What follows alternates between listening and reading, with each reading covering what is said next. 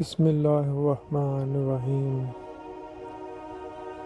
حدیث نبوی صلی اللہ علیہ وآلہ وسلم۔ طلحہ بن عبید اللہ کہتے تھے کہ نجد والوں میں سے ایک شخص حضرت صلی اللہ علیہ وسلم کے پاس آیا، سر پریشان یعنی بال بکھرے ہوئے تھے۔ ہم اس کی آواز کی بن بناہٹ سنتے تھے اور ہم سمجھ نہیں پا رہے تھے کہ وہ کیا کہہ رہا ہے، یہاں تک کہ وہ نزدیک آن پہنچا جب معلوم ہوا کہ وہ اسلام کے بارے میں پوچھ رہا ہے۔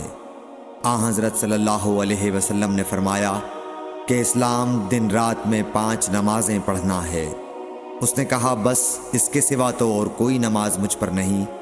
آپ نے فرمایا نہیں مگر تو نفل پڑھے تو اور بات ہے۔ حضرت صلی اللہ علیہ وسلم نے فرمایا اور رمضان کے روزے رکھنا۔ اس نے کہا اور تو کوئی روزہ مجھ پر نہیں ہے۔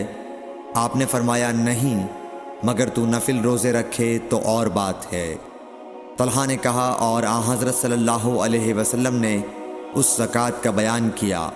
وہ کہنے لگا کہ بس اور کوئی صدقہ مجھ پر نہیں ہے۔ آپ نے فرمایا نہیں مگر یہ کہ تو نفل صدقہ دے تو اور بات ہے۔ پھر وہ شخص پیٹھ موڑ کر چلا گیا، یوں کہتا جاتا تھا قسم خدا کی میں نہ اس سے بڑھاؤں گا نہ گھٹاؤں گا۔ حضرت صلی اللہ علیہ وسلم نے فرمایا اگر یہ سچا ہے تو اپنی مراد کو پہنچ گیا۔ صحیح بخاری حدیث نمبر 46۔